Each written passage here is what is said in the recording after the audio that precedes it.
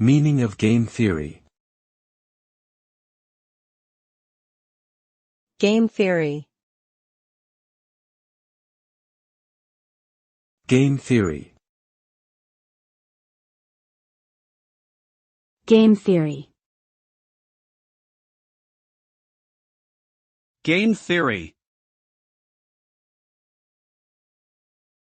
Game theory is a branch of mathematics and economics that studies decision-making in strategic situations where the outcome of one participant's action depends on the actions of others. It examines how individuals, companies, and nations interact in competitive situations and how they make choices based on the expected behavior of their competitors. The theory uses mathematical models to explore these interactions and predict rational behavior.